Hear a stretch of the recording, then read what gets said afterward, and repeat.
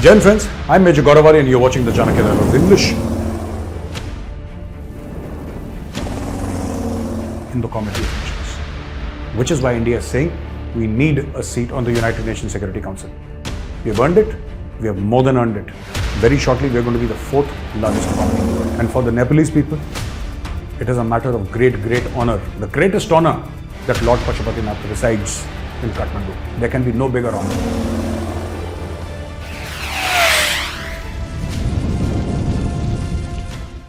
Jai friends, I'm Major Gaurav Arya and you're watching the Chanakya Dialogues English. Like this video, subscribe to our channel and don't forget to press the bell icon. I see a lot of people, a lot of our viewers watching but not subscribing. So I would request you, all those who have not subscribed to our channel, please subscribe. We look forward to your support in the future. Now, there is a very important statement by the External Affairs Minister, Dr. S. Jaishankar, who has said that the BRICS summit, BRICS is let's say a grouping of these growing economies, and there is Brazil, there is Russia, India, China, and South Africa, which is part of the BRICS, and so this is a getting together of those countries, and he says that it is now, that is the BRICS summit is now an established feature of the global landscape, and the message of reform that BRICS embodies must permeate the world of multilateralism. The friend of BRICS strongly support United Nations Security Council reform. Now, so that is one thing. Let's get into this a little bit. Why is India part of this? Why is India part of that? You see, a lot of people have asked me this question. What is the point of India being part of SCO? No, it's good to be part of these platforms, or what exactly is the end game? So, India believes in diplomatically engaging with the world. Right? This much should be clear. So you have Dr. Jaishankar going to Africa, to South America, except for the North Pole and the South Pole, I think he's been everywhere and he's impressed everybody. So people from Japan to Australia, even the Chinese, even the Russians, everybody has excellent things to say about how our diplomacy is going.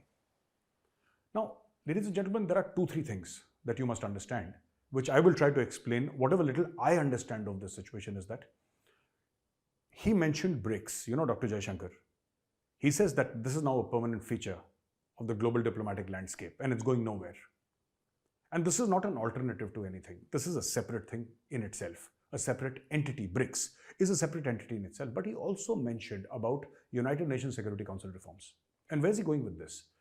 So friends, India is by all counts the most populous nation on earth now. 5th largest economy, going to become the 4th largest economy. Very soon, you're well aware that Germany has gone into recession, and the chances of other countries going into recession are very high. India's chances are 0, as per the Bloomberg's report. Now, where Dr. Jaishankar is going with this, and where Prime Minister Modi's foreign policy is going with this, is that they want reforms in the United Nations Security Council. Now, there are 5 permanent members that that I'm sure you know. So there is America, there is Russia, there is China, there is the United Kingdom, and there is France. Except for China, because all these 5 have veto powers, except for China, all other 4 say that India should become a member. It is China that is saying no, India should not be, because China, fears the rise of India. That is why in that recent survey that we quoted, 2-3 days back, remember, I told you a Chinese university, which till 2-3 years back was saying that 26.8% of the Chinese favor India, and they say that, oh well, India is a great friend. Today, only 8% of the Chinese say India is a great friend, and that is also because, and why does China object to India? It's not because we have tensions along the line of actual control. That could be one small part. Increasingly, the world is seeing India as a manufacturing alternate to China. Now, India is more benign in the sense that we don't go on attacking other countries, right? We don't, and except for Pakistan-occupied Kashmir and Gilgit-Baltistan, India does not claim land of any other country. We don't say that, oh, this part of Nepal is ours, or this part of Bhutan is ours, or Myanmar is ours, or Bangladesh is ours, or Sri Lanka. No, not at all. We don't claim anybody's territory, and that territory that we are claiming is actually ours. That is illegal occupation. Otherwise, we don't claim Islamabad, we don't claim Karachi, we don't claim anything at all. We don't want it. Now, coming back to the point, what actually upsets Beijing is that a lot of companies, because Beijing's power comes from economy. Beijing's power does not come from the military. It comes from the economy. And that economy is based on two things. Number one, theft of intellectual property. All the Chinese technology is stolen from the Americans and the Europeans. Chinese have made nothing. All cut, copy, paste. And number two, contract manufacturing. So this, in essence, is the story behind the rise of China. Of course, a highly manipulated marketplace, a highly controlled marketplace, that too. But essentially these two things. Now, so increasingly, ladies and gentlemen, what is happening is that, with America and China at loggerheads, or Europe and China at loggerheads, economies are being decoupled. So you'll suddenly have Apple saying that, okay, we can't pull out of China one fine morning because that will disrupt our supply lines. What we're going to do is, in a phased manner, go to Indonesia, go to India, go to other countries. Now, the rest of the countries are not looked at by China as competition. India is. India is nowhere near China's scale today. Let's be frank, I've been to China. We're not near China's scale. But if there is any country on earth that can take China head on, that is willing to take China head on, and that is working towards taking China head on, that's India. America is not going to come and fight in the Himalayas. It is the Indian Army and the Indian Air Force that is going to fight in the Himalayas. In the oceans is going to be the Indian Navy, right? If you think that America is going to come all the way, no. Maybe in the oceans they'll have their fleet and all, but I don't see the US Army or the US Marines coming and fighting in the Himalayas, and we don't need them. We are good enough. We'll take care of China. But what China is truly afraid of is India's diplomatic clout, India's political clout, India's economic clout, and India's growing stature in the Committee of Nations. Which is why India is saying we need a seat on the United Nations Security Council. We have earned it. We have more than earned it. Very shortly, we are going to be the 4th largest economy in the world. And China does not want this, because if India gets there, then India can diplomatically maneuver so many things that China will not know what hit China. Well, that is one of the reasons why, everything is going south as far as China is concerned. Now, BRICS, China is part of BRICS, but of course, China does not want India to be in the United Nations Security Council. There is another thing about this BJP's Akhand Bharat thing. This is, I'm reading from the Pakistani newspaper, and this is called Dawn, famous Dawn newspaper of Pakistan. Pakistan has expressed grave concern over the idea of Akhand Bharat, in brackets Greater India, which is being increasingly peddled by the ruling Indian dispensation. First of all, I'd like to tell the Pakistanis that Akhand Bharat does not mean Greater India. It means undivided India. There is a huge difference. You yourself, Pakistanis, talk about undivided Punjab, don't you? You talk about undivided Punjab. You talk about undivided India, which is pre-partition India. That is Akhand Bharat. Akhand Bharat is undivided India. It is not Greater India. When you say Greater India, you're talking at expansionism, or you're talking about expansionism. We are not talking about expansionism. We are saying that thousands of years back, there was an emperor called Emperor Ashoka. And Emperor Ashoka, he had his kingdom. Now, in this map that you see, you will see that the eastern part of India, the eastern territories, are not shown, because Ashoka's rule did not extend there. If you look down south, Tamil Nadu and Kerala are not shown in that map because Ashoka's rule did not extend down there. You see, so this is Ashoka's. If we wanted to show Greater India, won't we show our own states? I mean, 5-7 states of India are not shown there. Why won't we show our own states there? Think about it. I know it's difficult for a person who has had access to only madrasa education to be thinking about these big things, but give it a thought, Pakistanis. And my special mention goes out to the spokesperson of the Pakistani Ministry of Foreign Affairs. The lady's name is Mumtaz Zahra Baloch. And she says she regretted the installation of a mural at the new Parliament building in New Delhi. The mural depicts so-called ancient India. What is so-called about ancient India, madam? What is so-called about ancient India? Including areas that now constitute parts of Pakistan and other countries. We are appalled by the statements made by some BJP politicians, including a union minister, linking the mural with Akhand Bharat. As I mentioned, ma'am, before, I will fund your education. You need to get educated. You are the spokesperson of the Ministry of Foreign Affairs, and you very seriously need an education on this. Get out of the madrasa mindset and get modern scientific education. Akhand Bharat means undivided. Khand means apart. Khand, Bhukhand. Khand means apart. Akhand means that which is not divided or undivided. Akhand does not mean greater Bharat. Bharat does not mean so.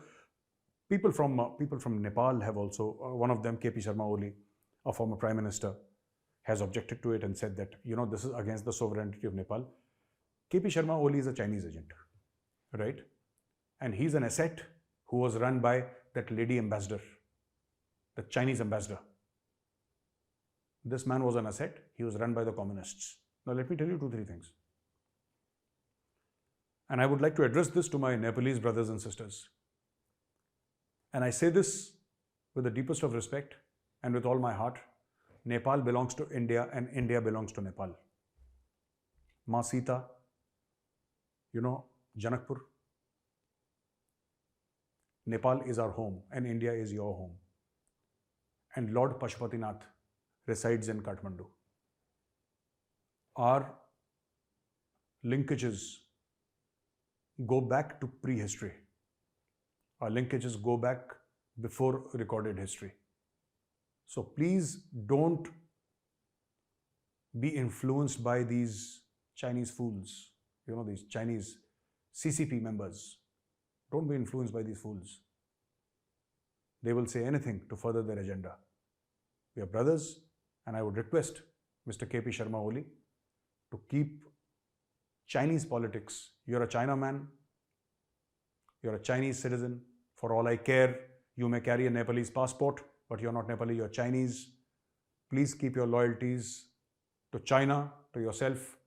Don't infect India-Nepal relations with your radical ideas, right? India and Nepal, both these countries belong to each other. And for Indians and Nepalese who do not know, let me tell you one more thing. The most credible institution, according to various surveys in India, is the Indian Army. The most loved, the most respected, according to various surveys. The Chief of Army Staff of the Nepalese Army is the honorary Chief of Army Staff of the Indian Army. And the Chief of Army Staff of the Indian Army is the honorary Chief of Army Staff of the Nepalese Army. This is how close we are. Indians and Nepalese, we are like brothers. This is a map of the mural that is shown is Ashoka's empire, Maharaja Dhiraj Ashok, or Ashoka the Great, Ashok Mahan as he is known. It is his empire. And any politician from BJP or anybody else who's saying that, we want to, the other countries and we are eyeing the other countries, I'm sorry. As an Indian citizen, I strongly disagree. Apart from Gilgit-Baltistan and Pakistan-occupied Kashmir, there is nothing, not an inch of territory, including Pakistani territory, that we covet. At least I, as a citizen, strongly condemn any adventure or even a thought process of trying to take over even 1 inch of Pakistani territory. And I will tell you why. If you give me 2 minutes, I'll explain why. You go outside your house and you throw rubbish inside the dustbin on the road. You do not drag the dustbin and get it into your bedroom. Please understand what I'm saying. Pakistan is a country, yes, there are a few intellectuals, few very good people there, no doubt. Every country has good or bad people. Just in Pakistan, the ratio is highly skewed. You do not want all these highly radicalized Islamists coming and blowing up inside India. We don't want Karachi. We don't want Islamabad and Lahore. Please keep it with you. We don't want it. And any union minister, anybody from BJP who has said it, I would just like to tell you, sir, your entire thinking, if your thinking is this, if your thinking is that one day Pakistan and India will unite, if that is your thinking, because I don't know the intent behind your statements. This is conjecture on my part, and I may as well, I very well could be wrong, I could be wrong. But I'm just saying, if this is your thought process is wrong, I disagree with it. I do not want Pakistan. I don't want a migraine inside my house. I don't want the world's dustbin inside India. We are the 5th largest economy. We are going to be the 4th largest. We have a growth upward of 6%. We are the world's pharmacy. We have an excellent space program. Make in India is going great guns. And we are pulling out people from poverty. Yes, we have a lot of problems in the country. I'm not saying everything is perfect. By far, it's not perfect. It's going to take decades for us to become a developed country. It's going to take decades. It's still very far. But we are progressing in the right direction. I'm happy that the government is taking us in the right direction. Under the leadership of Prime Minister Modi, India is going in absolutely the correct direction. Absolutely straight. We are going ahead full steam. So I would request minister or common man, please don't even think in your wildest dreams. Don't even, it's a nightmare. Ladies and gentlemen, just imagine. Just imagine, you know what will happen? If Pakistan and India are united, Pakistanis will not need a visa to come into India. And you, I'm sure as hell, don't want to go to Pakistan. Trust me. You don't want to go to Pakistan. And Pakistanis will not need it. You want all those crazies coming in here and blowing up stuff? Is that what you want? I'm sorry, anybody who has these dreams, you need a very serious medical checkup. Please get rid of this thing. And as far as our other countries are concerned, Myanmar is concerned, Bhutan is there, and Sri Lanka is there, and Nepal is there, and Bangladesh is there. I just want to tell you one thing, that India and Bangladesh, Nepal, Sri Lanka, Myanmar, Bhutan, all these countries, we are brothers, and India is not your elder brother. Let's be very clear, we are brothers, but India is not your elder brother. In the past, we have attempted to talk down to other countries, countries like Nepal, countries like Sri Lanka, countries like Bangladesh. The past governments have had a habit of talking down, you are Bangladesh, and I will tell you, no. We have no business telling Bangladesh what to do. Bangladesh is a sovereign country. And we have started treating everybody as equal, and that is the right approach. Nepal and India, totally separate relationship.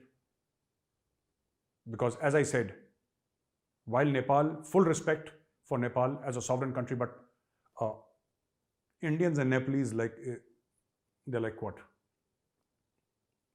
Two brothers from the same mother. We might have our separate houses. But as I said, for me, and it's an emotional thing for me when I mention it, and I mention it from the deepest, parts of my heart, that Lord Pashupatinath resides in Kathmandu.